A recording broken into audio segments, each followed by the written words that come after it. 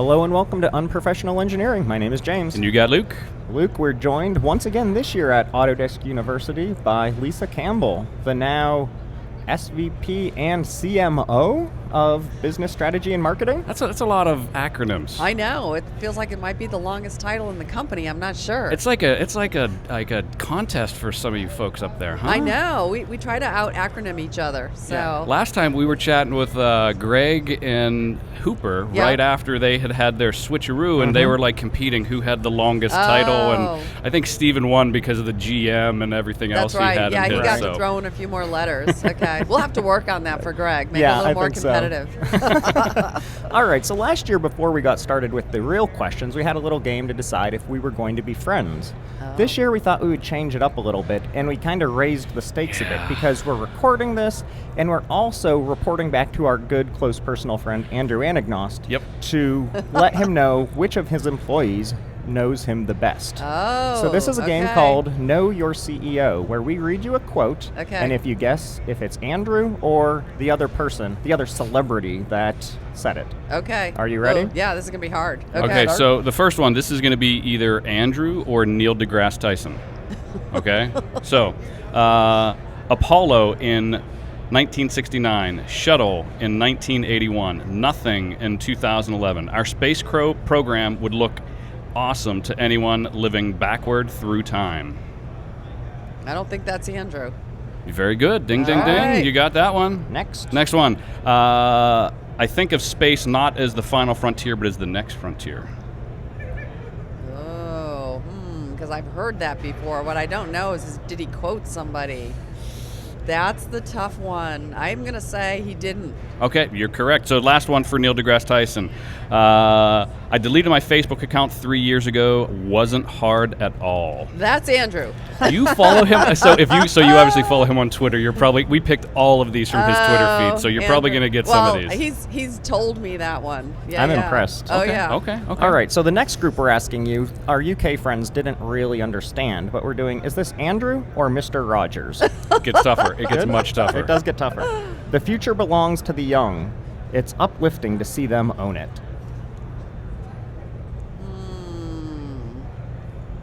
Oh, that's a tough one. I don't know. I'm not sure if that's Andrew. I'm going to say it's Mr. Rogers. That is Andrew, in fact. That was Andrew. Okay. Yes. All right. Beep. One strike. We live in a world in which we need to share responsibility.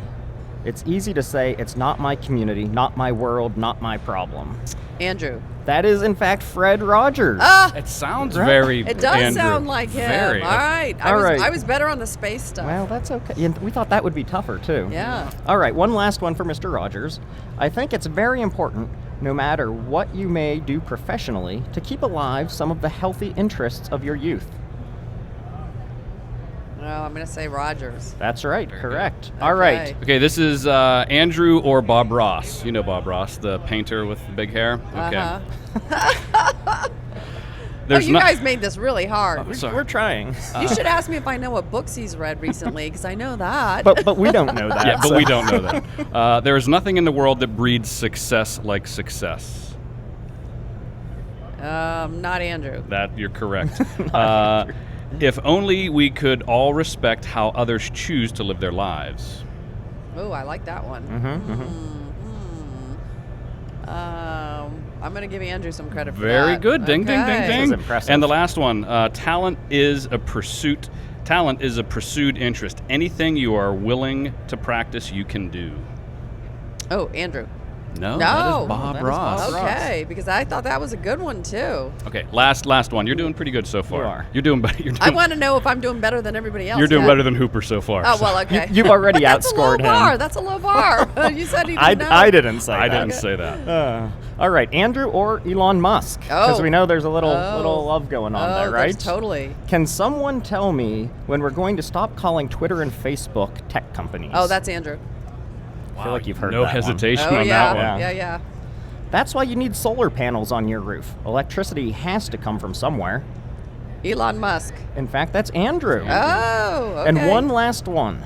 Growing a business is as much about the innovation, drive, and determination of the people behind it as the product they sell. I want that to be Andrew.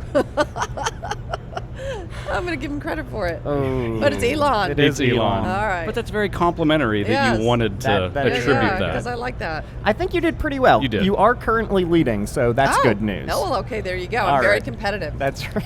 But All I right. could throw in a bonus question on some of his Ooh. latest books. No, but you guys don't know the answer. All What do you right. think the best book is that he read lately?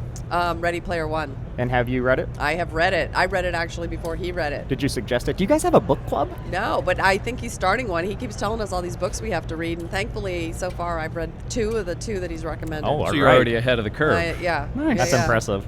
All right, so let's move on to a little bit more about what we're here for. How about that? So, since the last time we met you last year, you've got a sweet new title, CMO. Does that actually change anything in your day-to-day? Actually, it doesn't. No? Right? It really didn't change too much because I was already pretty much leading what our marketing strategy and business strategy was for the company. But it's nice to get that in the company because it helps me network now with other people Mhm. who have that title in other companies. Okay. Very good. So last year, we were hearing at Autodesk University a lot about the future of making things. That's right. And something unique happened over the past 12 months where we dropped that one word, things. So the question is, how does that change the past 12 months? What does that mean now that it's the future of making? And what does that mean for our customers? Right. Well, it's kind of funny that we dropped the T for one reason was it actually wasn't translating well globally. Oh, okay. And it was kind of unnecessary. You didn't really, like, what else are you going to make, right? So Yeah. we realized, A, things doesn't translate well globally, and B, it was kind of an unnecessary word. But for us, future of making, what's great about it is that we're evolving the story, right? We had future of making things, version 1.0, and now we're at future of making. And I think what it does for our customers is that we have to keep the story alive because 3 years ago we were talking about generative design being in the future. Well, you just saw on main stage, it's now. It's here. Future's here. So now we're talking about the next things that are coming, right? And we talk about the future of work. And Andrew talked about that on main stage, right? We have all these new jobs we never had before. And that's really relevant for our customers. So I have a predictive question for you. Is next year's, are you going to be the future? Am I going to be the future? No. Is the Oh, it's theme- next year. we're going to keep dropping words. It'll be the Oh, I eventually. see what you're saying. All right, it was a little slow. Yeah, it'll be the future of. That's There we right. go. Okay. I like See. it. So there's a big focus on us becoming more of a customer-centric or customer-first company. And of course, Luke and I are all on board with this. We try and reach out with our customers and do things like this as much as possible. But what are we currently doing to make that happen or to make that change? Yeah, and by the way, one of the things I will point out is we like to say a customer company and not say centric or first because we really think that it's not about that. It's about be a customer company. And what that really means is how do we create a frictionless environment for our customers?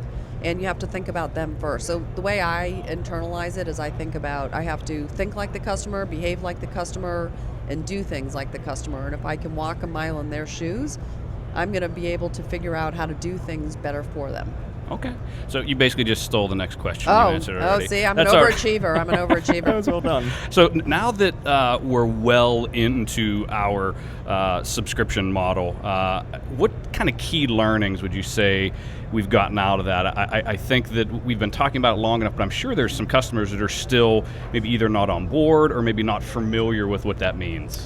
Yeah, so I'll tell you one of the key learnings is we really have to focus on adoption. You know, it used to be in a perpetual license model, you worried more about just getting the sale. But now what we worry about is making sure that they're adopting and using the product and getting value because you want people to continue to renew and to use more. So that's been key because now from our customers' perspective, we're focusing a lot on how do we help you adopt and get value and start using this in your organization. So now we have a whole customer success organization that we never had before in the company.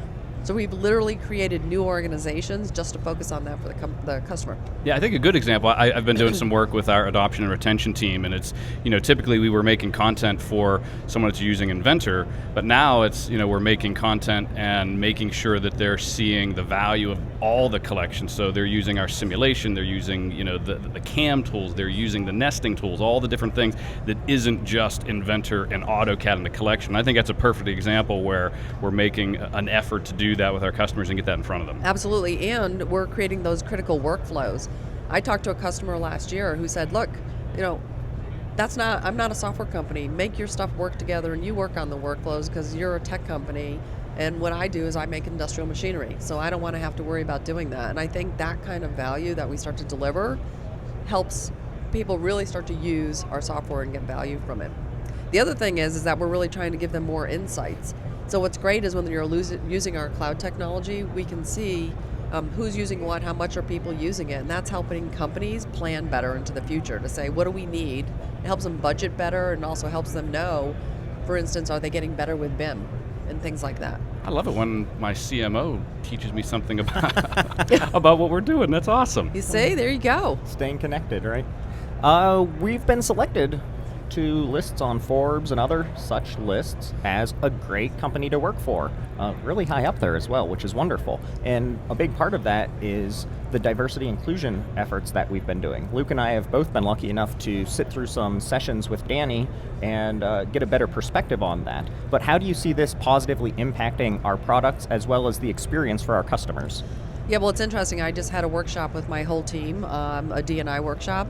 So I think that what happens is that when we have a diverse workforce and then inclusion, right? So the great analogy that was given to me is diversity is being asked to the dance and inclusion is being asked to dance, right? So it's one thing to have diversity at the table, but if you're not involving everybody, you're not getting the best outcomes. So for our customers, when we have a diverse group and we include all those thoughts, we're actually getting better ideas for them. We're getting better products, we're getting better solutions, and I think our customers benefit directly from our diversity and inclusion efforts at the company.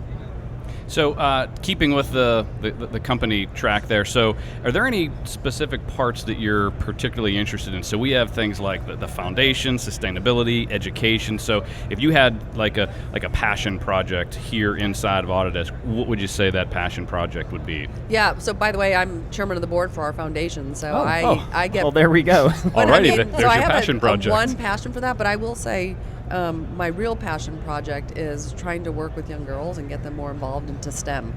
Because I believe that if you don't start working with them in kindergarten, first grade, second grade, and start to open up their minds and say, I can do this is fun, this is exciting, we're never going to make a real change. So that's something I'm extremely passionate about. Okay.